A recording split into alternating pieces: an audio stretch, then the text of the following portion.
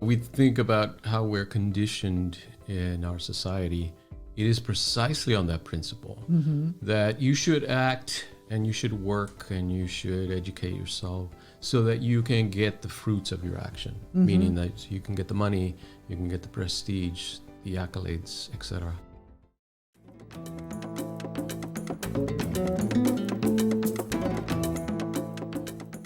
Hello, welcome to another episode of Soul Sessions with Deborah Burnt Maldonado and Robert Maldonado, creative mind. We're glad to be here. Nice to be here. And before we begin, as we continue our series on the wisdom of the Upanishads, I want to remind you, if you're listening to our podcast, please be sure to subscribe on iTunes or Spotify. And if you're watching us here on video, please subscribe to our YouTube channel. There's a link right in the corner of the video to subscribe so you do not miss an episode. And wanted to start off with this. Yeah, so if you're wondering what is it that we do, what is it that we do? So we started out to extract the psychological principles from spiritual practices and incorporate those principles in a coaching model so that people can use this knowledge to solve their human problems. And the key is the coaching model. We've all maybe read Higher Knowledge, read the Gita, maybe understand psychological principles, but how do we apply it in a coaching model, which is non-brokenness, potential-based model that can go deep, not just about tips and setting goals, but really go deep into your psyche and have a transformation and higher knowledge. So today we're going to talk about the 3 states of mind that direct and influence your happiness. Very powerful stuff, directly from the Gita, but of course it goes back to the Upanishads.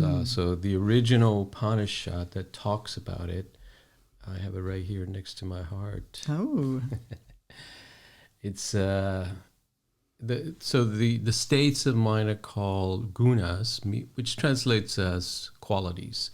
So we can think of the qualities of the mind, the quality that is possessing the mind at that moment. And it's Sattva, Rajas, and Tamas. And Sattva is translated as purity, light, clarity. Rajas is that busyness. It's also passion. When you're really caught up in something and you're passionate, it's more faster action. Like it feels like sped up a little bit. Also, it can be driven by fear. And Tamas. Tamas is lethargic. Like, you know, when you get sick and you kind of feel you don't have a lot of energy. You're talking about me, right? Not lack of motivation, or even disillusionment with life, and in the most deepest state can lead to depression and lack of zest for life. Sure. So I'd like to start off before we go into these with a story. Sure. So there's a story. I love survival stories. I don't know why. I think because I am not an adventure seeker.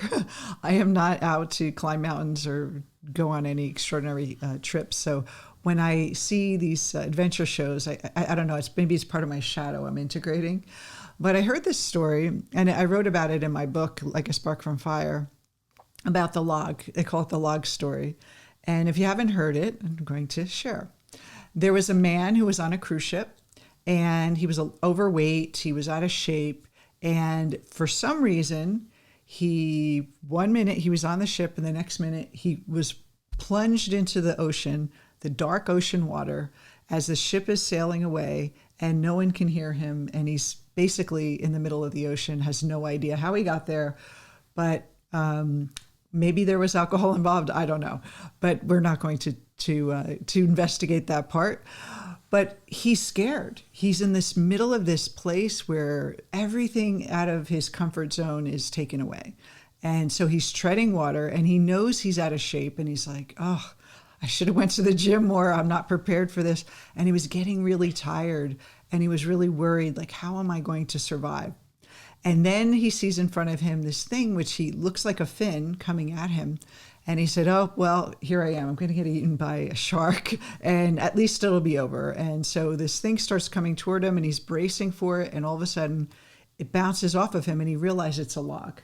And the log had like a stem, you know, those branches sticking out, which look like like a fin. So he was like, oh, that's why I thought it was a shark. So he grabs onto the log and he just collapses and he falls asleep from all that stress.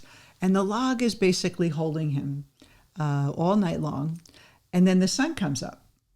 And when the sun arises, he sees in the distance, maybe a mile away, this island. And he says, oh my God, this is the greatest thing. I could swim to that island. I'm saved. So he has one hand on the log and the other hand is swimming toward the island. And the problem was that no matter how hard he swam, the current was taking him away. So he's basically swimming in the same space and actually almost not even making any ground at all. And so he has to make a choice. Do I hang on to this log, which has kept me alive, or do I let it go and take my chances and just swim to the shore? And so he goes back and forth for a couple times. Very hard to let go of that log. He tries and he runs back, but at last he's like, I can't hang on to this log any longer. I'm going to drift out into the ocean, and I'm getting farther and farther away from this island that I want to help me survive. So he finally lets go of the log and starts swimming to this place of rescue. And he ended up getting rescued before he got to the island. But that story is so powerful for me because I saw it as a metaphor for how much of us are hanging on to our familiar patterns or something that we felt kept us safe, but it's not really taking us anywhere. And in fact, it's taking us farther away from our original desires, our original purpose in life. Yeah, it's and a so great story. Rajas, Tamas, and Sattva, how does this apply, Rob? Yeah, so back to the Upanishad, then the teachings, the original teachings, of course, the Upanishads are commentaries on the Vedas, which are considered the oldest, or at least some of the oldest scriptures in the world. And this one is from the Sariraka Upanishad. So it says, I am the actor, I am the enjoyer, I am the speaker, I am the egoist. Such are said by knowers of Brahman to be Rajas Gunas. So in Rajas, you feel like it's about you, right? You are the actor, you are the enjoyer. It's all about you. I'm treading the water. I'm scared. I'm the one who's hanging onto the log. I'm the one who's even making the decision whether to let go or not. That's right. Sleep, sloth, delusion, desire, compulsion, and theft are said by expounders of the Vedas to be Tamas Gunas.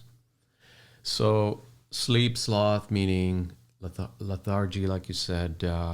Relaxing on the compulsion. log, just drift. Yeah, and we can talk more about the practical implications of these states of mind as we go along. But tamas is definitely that lower registry of the mind that is very base.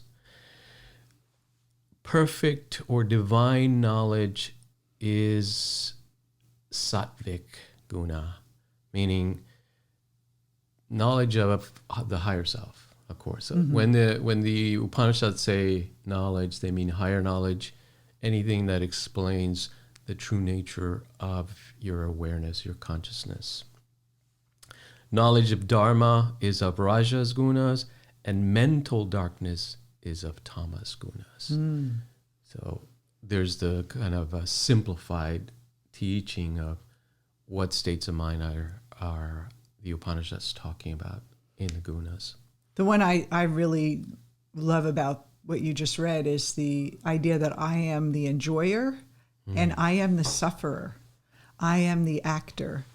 It's really the cause of suffering that does not lead us to happiness, because if we are thinking we're aligned with the actions of the world and we're defined by it, whether we have certain things, whether we're happy or sad, we sometimes think, oh, I'm a sad person, or you're having a sad moment, versus, attaching yourself to states of mind with the I, or states of experience with the I, is really the cause of suffering.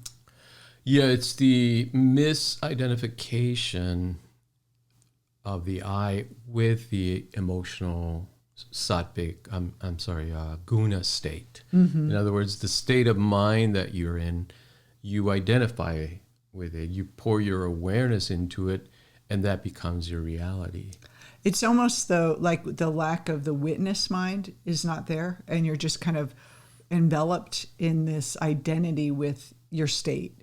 So if I'm sad, you're really enveloped in the sadness. You become sadness and identified with the sadness instead of the witness watching yourself go through that state. And the same thing with the rushing. And I am the hard worker. I am the one who attains success, or the one who attains the things in the world. Yes, so a lot of teachings grew out of the Upanishads, and of course, different schools use them in different ways. But again, our purpose is to look at the psychological principles that they're talking about and see if we can correlate them with what we know about the brain and the mind nowadays, and hopefully use them in a creative way. So let's talk about rajas first, because I think that's the one we're all familiar with. It's that rushing state of, I have to take action. I have to do something, and the harder I work, maybe the more success I will get. Yes, it's no matter what we pour our mind into everything we do. So if we're in that, you align success with how much you're doing, you are going to feel like the more you do, the more successful you'll become, which is actually not true. There's a saying that you can be imperfect, living out your purpose, versus is better than being perfectly executing something that's not your purpose. And the thing that's missing in that rushing is that people forget their purpose. Like, why am I doing this? And I think the past couple of years with living with the pandemic, I think a lot of people started working from home, started asking themselves, why am I commuting 3 hours or 4 hours a day, traveling all the time, never seeing my family, just so I can spend maybe a couple hours on the weekend in my mansion in the suburbs, or my big house in the suburbs. Like, why am I doing this? And just kind of questioning, like, what are we really chasing when we're chasing success? So from the Gita, it says, Arjuna, Rajas is of the nature of passion. It arises from worldly desires and affections and binds the soul through attachment to fruitive actions, meaning the fruits of the action, the results of the action. So in Rajas, we're very attached to getting results. We think, when I get the right job and I make the right amount of money, when I get the right car and the right house and the right relationship, meaning the fruits of my actions, I will be happy. Or even if I get acceptance and acknowledgement. Like, a lot of people, they're really not looking for money as much or that success or a relationship, but it serves some kind of inner need. Like, I need to be acknowledged. I need to feel normal. I need to feel like part of the group. I need to feel praise. Those are all that Raja state. And I remember, in times in my life where I was so worried, like rushing around, making sure everyone is happy. And it was also all out of attachment, disguised as me being a good person, wanting to make everyone happy. But it was more a selfish desire, and the attachment to worrying about what other people think and making sure they're taken care of. And we all have done that as people that are parents or have had parents, that kind of feeling that you're trying to control what other people think about you, especially and yourself, that I'm going to measure myself by these external rewards. And that is because it'll never be enough. It's empty. Yes. And so we think about how we're conditioned in our society. It is precisely on that principle that you should act and you should work and you should educate yourself so that you can get the fruits of your action, meaning that you can get the money, you can get the prestige, the accolades, etc. So we're conditioned in the wrong way, in essence, because, again, the binding of the soul, and for our secular friends who are not comfortable with the idea of soul, you can just think of consciousness. It attaches our awareness, our pure awareness that is not the conditioned mind. It pours that pure awareness into attachment, into thinking that we need those external things. The fruits of our actions are precisely what we need to make us happy, to make us feel solid. And I can relate to that, just being single forever, feeling that once someone loves me back and I'm in a relationship, that's like I could just relax and that my life would be perfect and I can live. I used to look at my married friends and say, oh, they're so set, they have the happiness that I want. They have this love, they have this partner, and all of that chasing made me miss out on so much of my life. It was such a distraction. I was chasing someone to love me, and I realized I didn't love me. I didn't love and accept myself. So I had to kind of it's an inside job all the time. And so when we're in Rajas, we're looking for something we lack without all the time. And then you're acting from that lack. You're acting from that without, and it's like a hamster wheel. You're just spinning and spinning and spinning. But eventually we get exhausted from that. And I know for especially entrepreneurs, sometimes we try a lot of things and things aren't working. We think it's what we're doing that actually gives us the results. And so we try, and then we're like, you know what? I guess this isn't for me. And we go into Tamas, which is that giving up, that lack of passion, lack of motivation. So we spin enough in Rajas that eventually we have to, Tamas is almost like a balancing way of going back, kind of balancing all that energy has to relax in some way. Yeah, that's a good point. A lot of people use Tamas as a relief from the Rajas because it is exhausting, but Tamas, it's not a good way to deal with it because listen to this. This is how Tamas, the guna of Tamas is described. So Arjuna, Tamas, which is born of ignorance, is the cause of illusion for the embodied souls. It deludes all living beings through negligence, laziness, and sleep.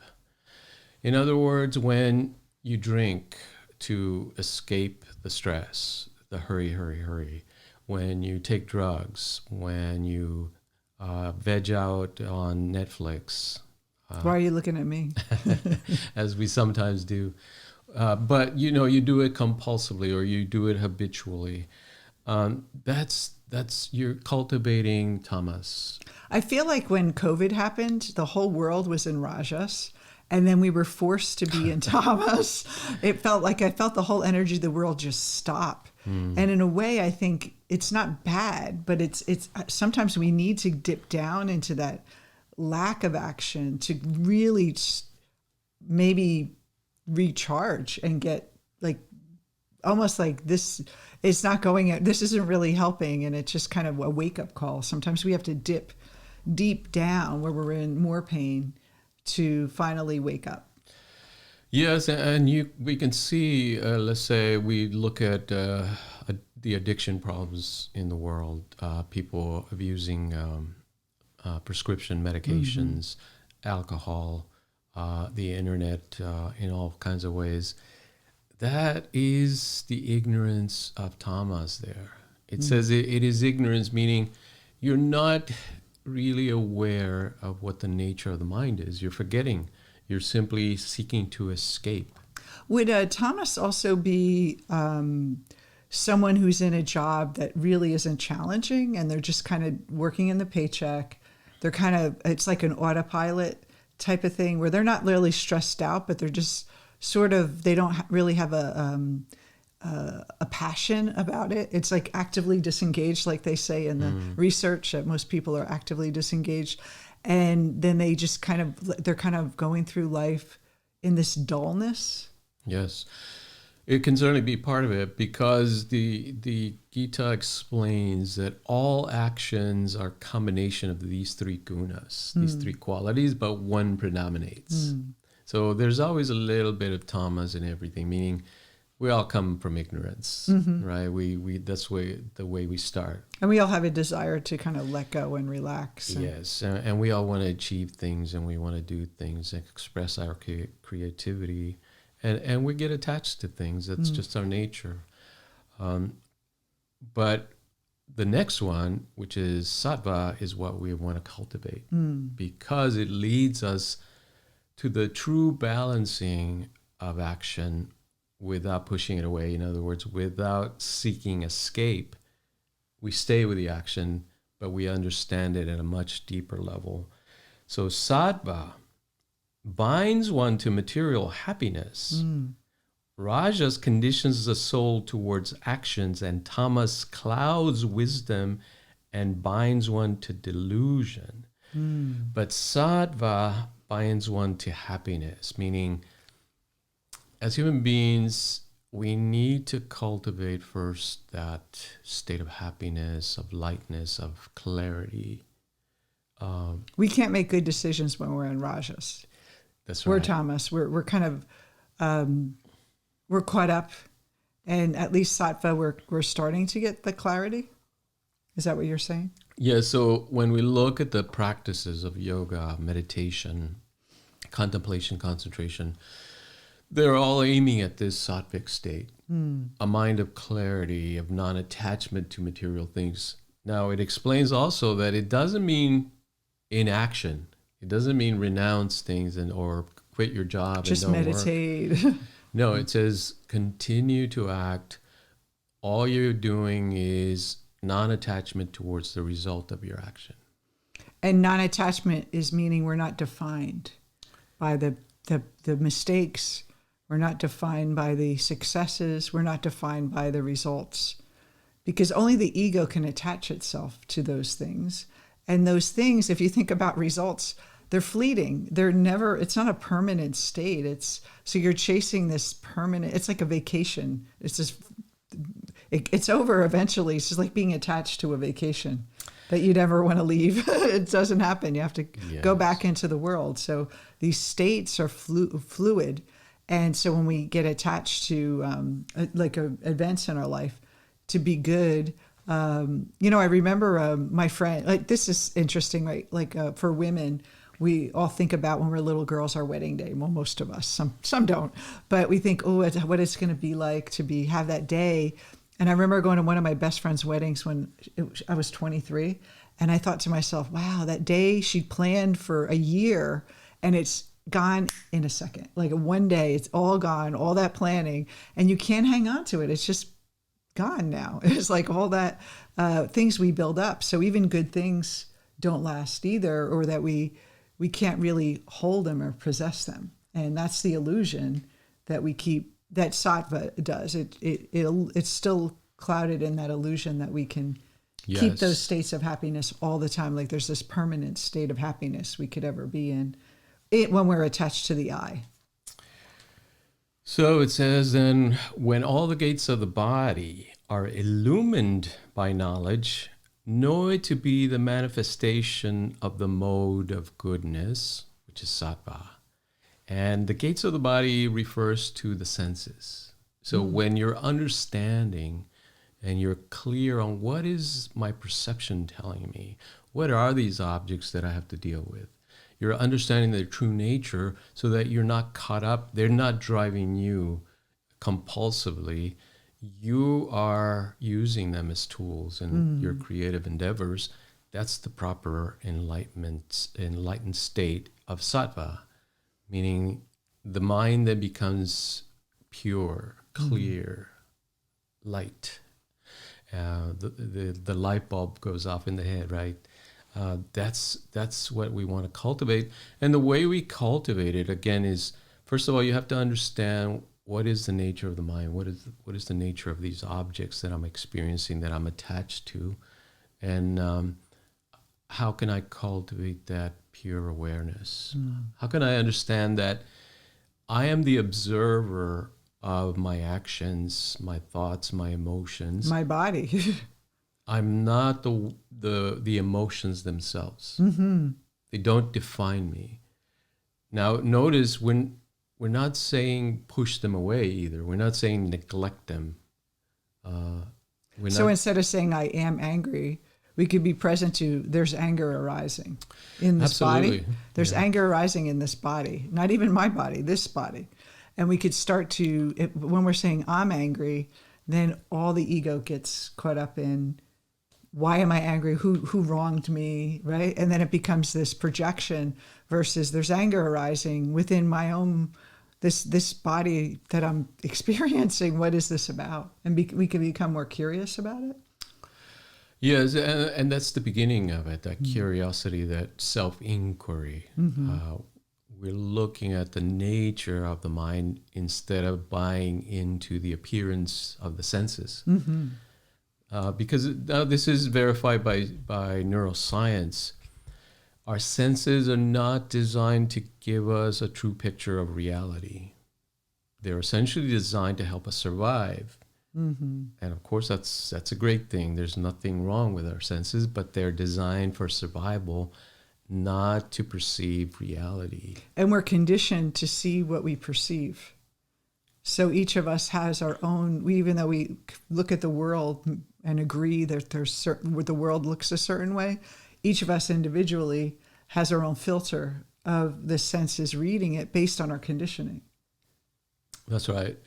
And so at the end of the day, these principles are really sound. They're in alignment with what we are finding out through neuroscience, neuropsychology, that we're essentially seeing our own perception, or making up our own reality in a sense, based on our past conditioning.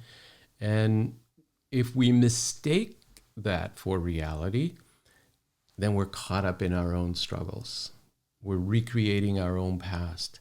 We're bringing our past hang-ups, conditionings, traumas into the present moment and thinking that they're fresh. Like it's happening right now. Yeah, I keep running into the same thing. I keep finding the same kind of boss who reminds me of my father. I keep creating the same relationships that end in heartbreak. I keep having money issues, and it's because my family didn't like money, and they didn't told me I wasn't worthy of anything, and so I can't create success because of that. And it's sort of going back to the log story. Even though we don't like those stories, even though we don't like that narrative, we hang on to it because it's all we know. And we don't even know another because we identify with the story. This happened to me, and I am this because of this past experience. That binds us. It's like a log we hang on to that we cannot live outside of we cannot have a change in our life if we keep continuing to identify with the past and ourselves as a character who had these terrible experiences that are never going to be free. But we do hang on to them because in a way, it's a weird comfort because it's what we know. So we rather hang on to what's familiar versus the possibility of who we can become. That's part of it, yeah, because if you think about the narrative of our life, it essentially feels very real and solid to us, but it doesn't exist anywhere except in our mind, like this concept that we carry around as this is who I am and this is what happened to me. But for us, because we never question it, it feels very solid and real. But when we examine it through meditation, through this self-inquiry, we realize there's nothing there. It's simply memories, thoughts, a few scattered emotions. And a lot of it is our mind is putting together assumptions and that were implied when we were younger. So generation after generation, we're really taught how to see the world. We're taught what's good and bad. And we absorb that from our parents and grandparents and culture around us.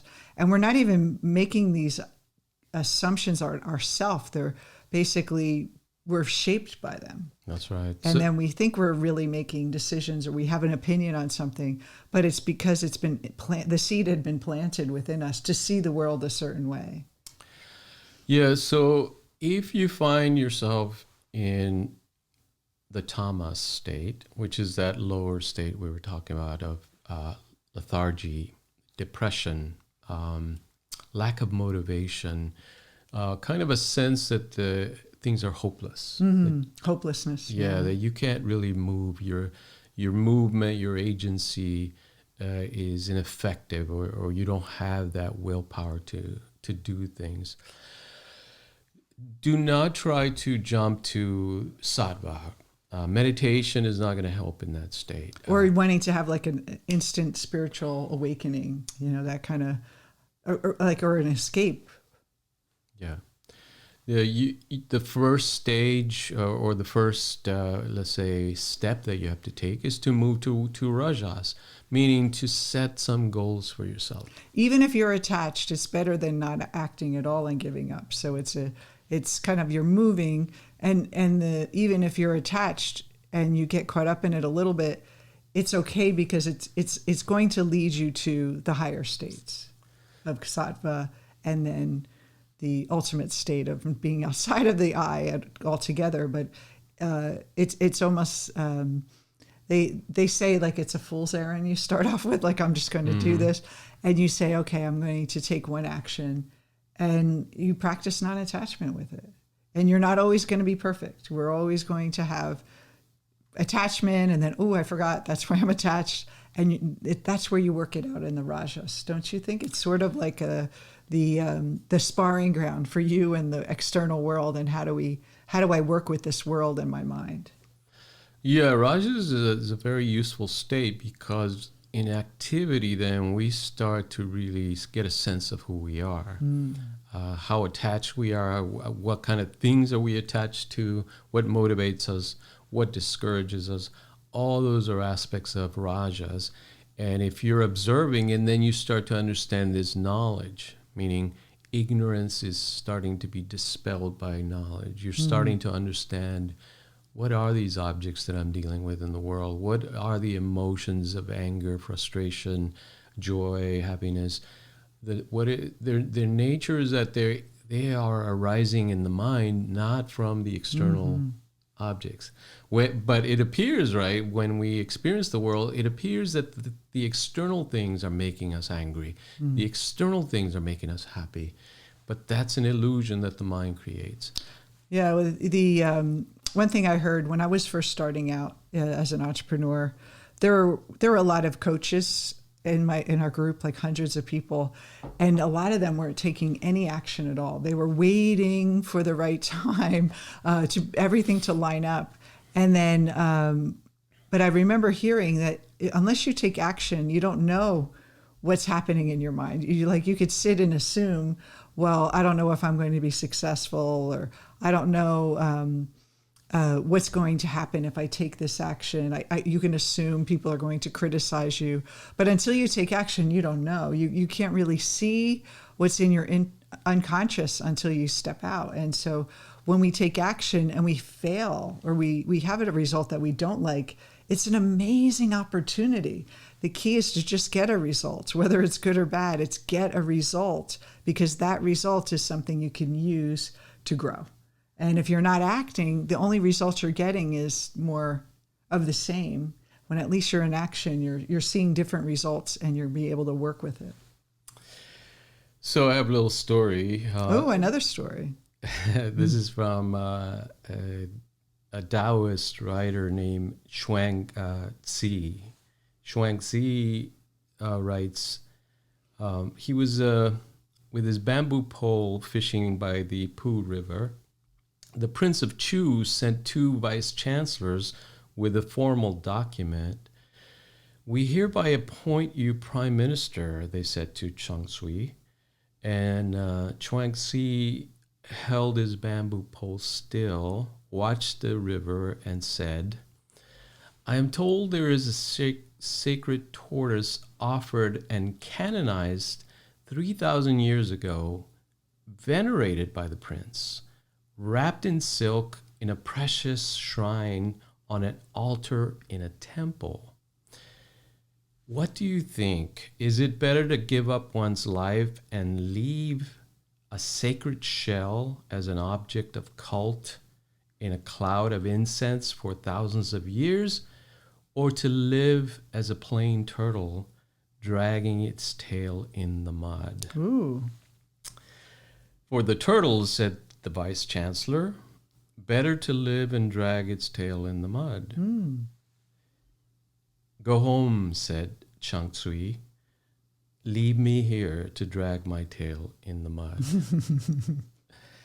So very much kind of renouncing that Raja's attachment state to external rewards. Because the external rewards, there's nothing wrong with them. But if you're motivated by them, then you lose out on that direct experience of your life. So why is it good to drag your tail in the mud?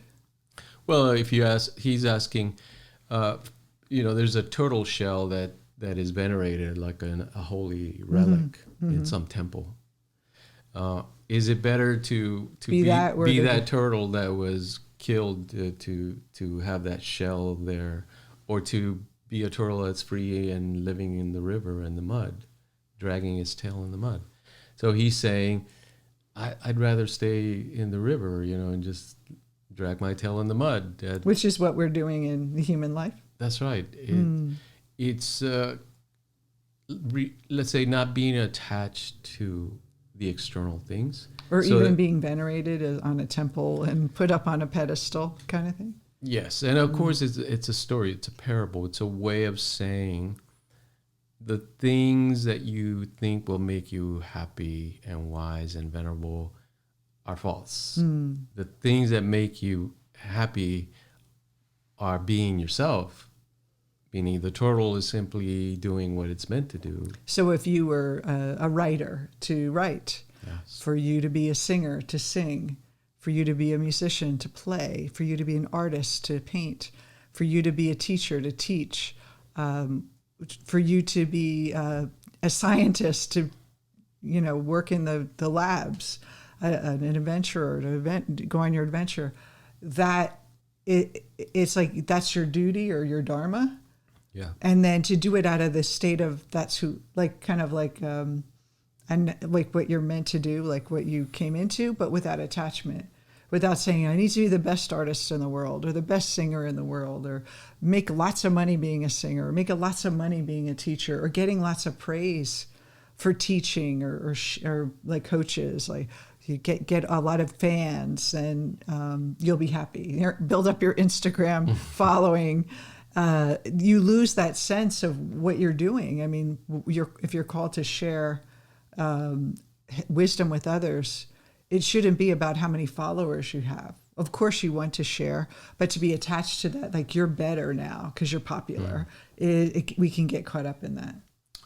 And that's where we get into Rajas and we forget that it's okay to do wherever we're doing it, at whatever place we're doing it, as long as we're doing what we're meant to do.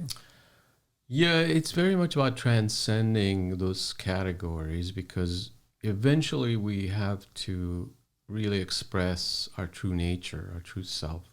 And that is what makes a human being happy, not the dependent attachment to the external circumstances, which is always the mistake that people make. That's why right now people are the richest they've ever been. Most people have a lot and more than enough. Yet many people are deeply unhappy. Why? Because they're depending on the wrong things for the happiness. There's nothing wrong with the things. It's simply the overdependence on them. Well, it's that idea that the things in the world aren't making you suffer, or the events in your life that happened in the past aren't making you suffer. It's your mind that makes you suffer. It's not the things in the world that make you happy. It's the mind that tells you you're happy. So how do we rein in and direct the mind? And it's all about turning inward versus moving outward through the senses. Like the turtle metaphor, we pull the hands and legs in and we go inside. That's the only way. And it doesn't mean that we don't act externally. But if we're free from that, imagine that you could take an action and that you care about succeeding, but you're not crushed by defeat. How powerful can you be? But imagine someone who's crushed every time with defeat. I used to see this a lot with the single clients I'd work with, and they would have a date and they'd be so excited, and then the guy didn't call, or he would say, go to someone, and then they were crushed by it. And after a while, you just get so exhausted, and they say, I just don't want to date anymore, or online dating isn't working. You're attached, and you're giving that person, that man or woman, power over your happiness. And so the best thing that can happen for you is to deal with that disappointment, look inside and say, why does this make me so unhappy?